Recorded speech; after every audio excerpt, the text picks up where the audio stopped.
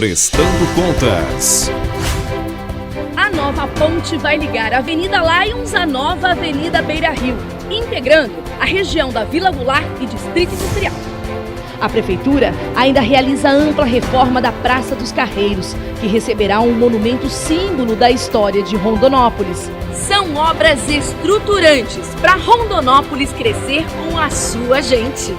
Prefeitura de Rondonópolis, fazendo mais por você.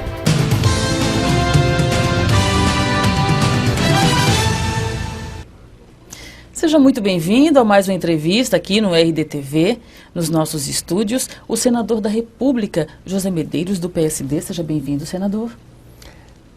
Agradeço a oportunidade para estarmos conversando nesse programa, que já tive outras vezes e que é muito assistido por toda a população do Mato Grosso. Vamos falar um pouquinho a respeito de Brasília. Quero perguntar para o senhor como é que estão os bastidores ali no Senado pós-impeachment. Qual é o clima que predomina ali nos bastidores, nos corredores, onde a gente não tem muito acesso? É uma parte preocupada em fazer o país dar certo, em fazer o país voltar aos trilhos, e outra parte com um propósito firme de fazer o caos acontecer para que se crie uma situação de volta da presidente e que o processo de impeachment não se efetive.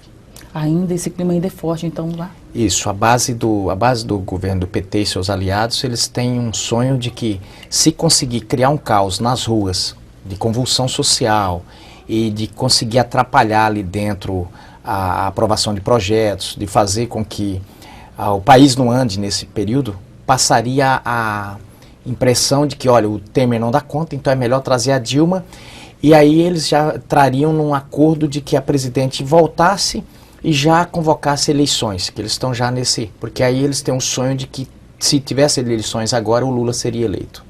Senador, uma frase do senhor repercutiu bastante em Mato Grosso por esses dias, que foi o senhor afirmar que sentiu vergonha alheia pelos seus colegas parlamentares que afirmaram golpe, que anunciaram golpe em um evento que houve ali em Portugal. Então, você disse que se sentiu envergonhado por essa fala dos seus colegas ali no evento que ocorreu lá. Eu pergunto para o senhor o seguinte: diante de todas essas situações que a gente vem acompanhando nos últimos tempos aqui no Brasil, desmando e tudo mais, a ideia do golpe, ela é tão surreal assim? Ela é lamentável. É lamentável esse termo, porque é um termo marketado, é um termo inventado para criar uma frase forte e passar uma ideia de que no Brasil houve um processo de ruptura. O golpe, se qualquer um for no dicionário, vai ver que quando se trata de conotação política, ele pressupõe ruptura constitucional, estado de exceção, ele pressupõe o total inviabilidade das garantias individuais, e não é isso que está acontecendo no Brasil. No Brasil aconteceu um processo que ele é constitucional, que é o processo de impeachment, aconteceu obedecendo todas as fases e obedecendo todo o rito colocado pelo STF, e mais, aprovado por uma grande maioria da Câmara e do Senado, maioria absoluta. Então, quando sai uma quantidade de senadores, de parlamentares brasileiros, sai pelo mundo dizendo que aqui é um golpe, quando não há, isso é péssimo não só do ponto de vista ético, é muito ruim do ponto de vista prático mesmo, econômico, porque os empresários, imagina um empresário que está lá na Europa, e ele ouve que, ele fica ouvindo essa cantilena de que aqui existe um golpe. No mínimo ele vai ficar assustado e não vai querer investir aqui no Brasil. Se fosse verdade, tudo bem, mas por ser mentira, é lamentável que brasileiros se prestem a isso. E mais, por que eu disse que fiquei com vergonha alheia? Porque ali estavam sendo discutidos temas sobre temas comuns entre a América Latina e Europa. Temas como o terremoto do Equador, a crise dos refugiados na Europa, a violência na Colômbia das Farc, aquelas coisas, e o mercado comum entre os dois continentes. Temas altamente relevantes para todos os envolvidos. Aí, de repente, um grupo de brasileiros se põe extra pauta, não estava na pauta esse assunto. Olha, nós temos que ver que está em um processo de ruptura no Brasil, e tal. E eu não tive dúvida em desmentir. Assim que eles terminaram de falar, eu expliquei e falei que estava me sentindo envergonhado e pedi desculpa para os presentes, porque me sentia envergonhado com aquele tipo de estratégia que eu não vejo em que ajude. Não ajuda a Dilma a voltar, não acrescenta um voto, porque o que ela precisa é de voto no Senado. Não acrescenta um voto, porque o parlamento não vota. Então, e vira chacota, porque no outro dia eu via na imprensa portuguesa falando, parlamentares brasileiros denunciam golpe, entre aspas. Desde que começou, os próprios jornalistas sacaram que não era verdade. Durante o evento, esse constrangimento também se estendeu às pessoas que estavam ali presentes? Qual foi o clima? O que o senhor sentiu? Lá estava assim, os bolivarianos, que são parlamentares ligados a Evo Morales, ao presidente do Equador, o presidente Maduro da Venezuela, esses batiam o bombo junto com os aliados da presidente Dilma. E o restante não queriam nem ouvir. Teve um parlamentar argentino que disse o seguinte: eu quero entender a situação que está sendo posta aqui. Se o processo foi aprovado por ampla maioria do parlamento brasileiro, se ele é um processo constitucional, por que nós estamos tratando desse tema aqui? Então, assim, os outros foram de ignorar. Com o atual governo, o então presidente Michel Temer, as investigações da Lava Jato, na opinião do senhor, corre algum risco? Ou na visão do senhor, elas vão transcorrer normalmente como vem acontecendo agora? A Lava Jato é igual um trem que saiu da estação e tem que passar por várias estações. Ela só vai parar na última, disso eu não tenho dúvida. Eu digo isso não por avaliação política. Eu trabalhei durante 21 anos como policial. Entendo muito bem como é que funciona a investigação e entendo que o governo hoje, o governo brasileiro, vou dizer, as instituições brasileiras, elas estão realmente independentes. O governo não tem condições hoje de tirar uma multa de trânsito que a Polícia Rodoviária Federal, por exemplo, fizer. Porque isso tem numeração, tem tudo. A coisa não funciona mais como antigamente. Inclusive Moisés, eu dizia hoje, Moisés Naim, que é um intelectual venezuelano e já teve altos cargos na ONU, enfim, ele escreveu um livro maravilhoso, que se chama O Fim do Poder. E ele fala justamente disso. O poder não é mais como antigamente, que alguém liga e diz, olha, fala para esse promotorzinho aí parar com a investigação. Não tem como. A Lava Jato ela é conduzida pelo Ministério Público, pela Polícia Federal e pelo Judiciário. Ela começa ou termina, o fim dela, o começo e o fim dela são por essas instituições. Não tem como fazer, olha, eu vou dificultar, O que o governo pode de repente eu não vou dar diária para a Polícia Federal. Bom, com a transparência que existe hoje, um policial com celular desmonta um negócio desse e a população pressiona. Então não tem como, simplesmente é impossível que se faça isso. Eu vou obstruir fazendo com que um delator fuja. Bom, pode até que ser que uma coisa dessa, mas não vai inviabilizar a operação. Eu digo, pode até pisar em algumas flores, mas como está aquele poema, não vai impedir a primavera de brilhar. Essa Lava Jato termina quando tiver que terminar, não tem como impedir ela. Eu digo assim, o executivo não tem como fazer. Se tivesse, já teria feito. Uma polêmica que envolveu já os primeiros dias, né, do governo Michel Temer foi o possível fim do Ministério da Cultura. Parece que agora ele voltou atrás e... Eu digo parece porque é tudo tão impreciso, a gente vive tempos... Vai e volta. A gente fica até com medo de fazer algumas afirmações, então a gente é meio receoso com relação a isso. Mas com relação a esse assunto e essa polêmica, como é que o senhor se posicionou, senador? O que o senhor pensou de tudo isso? No início do governo Pedro Táxi aqui teve essa polêmica também, né? Porque assim, as pessoas querem a diminuição de ministérios. Se eu fosse presidente da República, eu ia dizer, me aponte quais. Porque quando qualquer ministério que fala vou tirar, vai aparecer aquele segmento defendendo. No caso do Ministério da Cultura e essa polêmica toda, eu vou parafrasear o Ricardo Boechat. Esse dia ele falou, olha, eu acho essa discussão tão sacal, tão de dar sono. Ele falou, porque os problemas do Brasil, nesse momento, são tão grandes, que se você perguntar para 10 entre 10 pessoas, você acha a cultura importante? Todas as 10 vão dizer, acho. Se você perguntar novamente para as mesmas 10, Você acha que ela deve ser secretaria ou ministério? 9 vai dizer, olha, não é importante nesse momento essa discussão. Nós temos um governo que está se formando e isso é uma decisão de executivo. Bom, pode ser criticada e o esperneio e o inconformismo de quem não queira dizer que a cultura vai estar numa secretaria ou no ministério, eu acho que é discussão de somenos. O que deveria ser a discussão é o seguinte, e que eu não vi ninguém discutir. Quando a presidente Dilma cortou 25% do orçamento, já o ano passado, eu não vi ninguém se pronunciar, porque no fim de tudo, o objetivo é que tenha verbas para dar subsídio para que os artistas... Outra coisa, eu penso que um bom debate sobre a cultura seria, é lícito que só Chico Buarque, Luan Santana, Letícia Sabatella, só esses players, esses que eles chamam os campeões, tenham acesso a essas verbas? De repente o debate teria que ser nesse nível. Agora, se vai ser pastas, não vai ser? Parece que deu certo o lobby, parece que vai voltar a ser ministério. Mas eu acho uma questão menor no momento em que nós estamos com a economia derretendo e que nós temos 11 milhões de desempregados. Discutir se vai ser ministério, se vai ser pasta, eu acho que é muita espuma para pouco chope, é discutir o enfeite do bolo.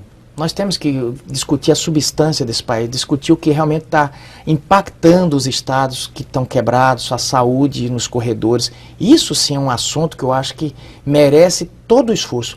O país ficou parado uma semana e pouco discutindo se devia ser secretaria, se devia ser ministério. Pelo amor de Deus. Sobre os desafios do novo governo Michel Temer, quais que são os principais na opinião do senhor? Olha, o desafio imediato, mas imediato assim, é estancar essa queda abrupta da economia. Porque as empresas estão quebrando e, obviamente, os empregos estão. E aí é aquela coisa, você sem emprego, uma pessoa desempregada, ela perde o horizonte, ela fica, dá um impacto muito negativo nas famílias, isso arrebenta, filhos que têm que, às vezes, passar dificuldade nos estudos, pais já tirando das escolas, impacta tudo. Esse momento é de focar na retomada dos empregos. E, obviamente, aí tem desafios imensos, como discutir a situação dos estados que estão a penúria. Tem estados, boa parte dos estados já não pagam folha. Aqui no estado, por exemplo, o governo está dizendo que não vai conseguir dar o aumento anual. Essa dificuldade também está nas prefeituras, os prefeitos, muitos deles não conseguindo pagar piso. Então, é uma situação muito difícil. Esse é o desafio do presidente, de trocar o pneu com o carro andando, de fazer essas coisas voltarem a funcionar, fazer em questão de dias reformas que não foram feitas em anos. Justamente esse é o nosso assunto de agora, trazendo aqui para o Estado. De fato, o Mato Grosso enfrenta um momento muito complicado. Existe uma queda de braço, na verdade, entre o governo do Estado e os servidores estaduais, por conta dessa suspensão do pagamento do reajuste geral anual, que é o RGA. Diante disso, senador, que solução, na visão do senhor, de repente poderia ser aplicada aqui no nosso Estado para amenizar essa situação? O governo, ao que parece, está irredutível e, por outro lado, os servidores também. Olha, já conversei, inclusive, com o presidente Temer e marquei também uma audiência com o ministro do Planejamento, porque se Mato Grosso receber o que tem para receber do governo federal, ele consegue pagar esse RGA. Então, todos os meus esforços nesse momento estão sendo carreados para trazermos esses aportes financeiros que tem direito o Estado de Mato Grosso. Outros colegas engajaram essa luta junto com o senhor? É uma luta da bancada. Inclusive, o relator do projeto do FEX é um senador daqui de Mato Grosso, é o senador Hélito Fagundes, mas isso aí é uma luta de toda a bancada, não é uma luta de Medeiros, não é uma luta de fulano ou beltrano. Embora que vai aparecer daqui a pouco alguém querendo dizer, olha, fui eu e tal. Mas a luta do FEX, eu, por exemplo, quando cheguei o ano passado lá, o tempo inteiro foi lutando para que viesse o FEX. E todos os parlamentares também fizeram isso. Então conseguimos trazer a bancada de Mato Grosso, os 11, uma bancada pequena, mas conseguimos trazer o FEX. Óbvio que o governo estadual também teve lá. Enfim, foi um esforço conjunto. Esse ano, além de estar lutando pelo FEX, eu pessoalmente, então estou fazendo esse trabalho, mas a bancada, com certeza, cada deputado está fazendo, no sentido de trazer, olha, o que for de Mato Grosso aqui a gente quer resgatar porque o Estado está precisando. Vamos ainda aqui no estado, vamos ali para a cidade de Rondonópolis, a gente sabe da influência que o senhor tem ali, da ligação que o senhor tem com aquele município. Queria pedir para o senhor uma avaliação a respeito da administração de Percival Muniz. Como é que o senhor avalia a gestão do prefeito ali em Rondonópolis? Olha, os prefeitos todos, eles estão no Brasil, não tem ninguém com a Brastemp. Falar assim, olha, tá, aquela Brastemp. O município de Rondonópolis, como todos os outros, tem suas dificuldades. A minha avaliação é que a administração não está ruim. A administração, eu tive lá agora mesmo, quer dizer, não tenho ido muito, porque fiquei muito focado nessa questão do impeachment, mas a administração está caminhando, está pagando folha. Hoje, por incrível que pareça, nós chegamos num ponto que você pergunta qual o indicador de sucesso de uma administração. É assim, está pagando a folha? Tá, então está bem. Essa que e Rondonópolis está pagando a folha, está fazendo algumas obras, então eu vejo que se há algum desgaste, porventura, que o prefeito tem, é mais um desgaste pela história política do que propriamente pela administração. Eu não vi muita grita a respeito da administração. Existem rumores de uma pré-candidatura do senhor ali a prefeito da cidade. Isso procede? O senhor ainda tem em mente essa intenção? Como é que está essa conversa, essa negociação do senhor? Nós já temos um pré-candidato lá em Rondonópolis. O PSD já tem um pré-candidato. Estamos trabalhando esse nome. Tem vários outros nomes lá em Rondonópolis, como o do próprio prefeito Percival Muniz, do deputado Zé do Pátio. Fala-se também na candidatura do deputado federal Adilto Saquete e também de outros nomes do PSB. Mas eu estou focado no Senado e não estou pensando nas eleições municipais em candidatura própria. Candidatura minha. Para este ano, o senhor desistiu, então? Não, eu não tinha colocado o nome. Cogitou-se muito, né? Foi muito senador, cogitado pela... Inclusive a sua ida até, né? Ainda está sendo. E teria sido com esse objetivo, sim, inclusive, né? Falaram. Falaram, mas foi muito cogitado, fui muito assediado para que fosse. Mas eu sempre disse, olha, eu não coloquei o nome, política a gente nunca diz nunca, mas nunca foi um projeto meu de ser candidato. Mas houve sim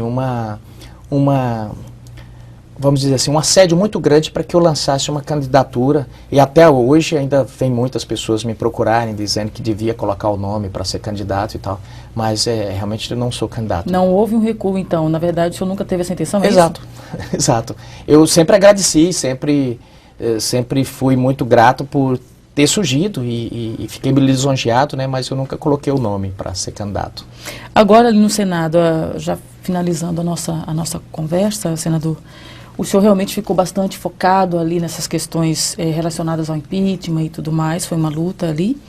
E a partir de agora, quais são as novas empreitadas do senador Medeiros ali em Brasília? Na verdade, por incrível que pareça, eu queria que esse assunto tivesse terminado, esse assunto de impeachment. Nós passamos um ano falando de impeachment, o país parado nessa pauta, o presidente não avançava. Ninguém quer um impeachment. Impeachment é uma coisa, é um remédio amargo, um remédio duro. O ideal era que transcorresse, é bom para fortalecimento da democracia e tudo. Não que tenha havido ruptura democrática, mas era bom que tivesse terminado o mandato. Mas assim não foi possível. Ela não conseguiu fazer avançar nada e seu governo foi se atropelando, começou a maquiar o orçamento de um rombo tremendo que estava escondido, agora se revelou, quase 200 bilhões, e era esse desmantelo todo. Só que teve o processo de impeachment até agora, só foi a admissibilidade. O parlamento recebeu, disse, olha, tem indícios de crime. E agora começa a fase mais dura, que é a fase de dizer, tem crime ou não tem crime? Que é julgar o mérito desse processo. E são 6 meses aí pela frente, e eu sou da comissão do impeachment. Então, infelizmente, eu vou estar de novo estarei nesse processo. É difícil, é uma tarefa árdua, mas é importante também para o país, né? Isso também fortalece a democracia, se for feito da forma como estamos fazendo, obedecendo os ritos, obedecendo a Constituição, obedecendo o princípio do contraditório, o amplo direito de defesa, e é assim que está sendo feito. Eu, como eu sou membro da comissão de impeachment, continuarei até o final desse processo. Muito bem, eu quero com muito carinho agradecer a participação do senhor aqui no RDTV e desejar boa sorte, então, em todos os trabalhos que tem ainda pela frente ali em Brasília. Eu que agradeço e espero dentro de em breve a gente estar aqui discutindo a melhora da economia, que tudo se concretizou as nossas expectativas, porque eu, por exemplo, estou acreditando, estou muito otimista de que nós temos um horizonte de luz pela frente. A economia, inclusive os indicadores do mercado já sinalizam isso, e espero que o presidente Temer consiga fazer essa travessia tão difícil que o Brasil precisa. Muito obrigado. Obrigada também para você que nos acompanhou durante essa entrevista. Acesse sempre rdnews.com.br/rdtv, que é TV todos os dias e até qualquer hora.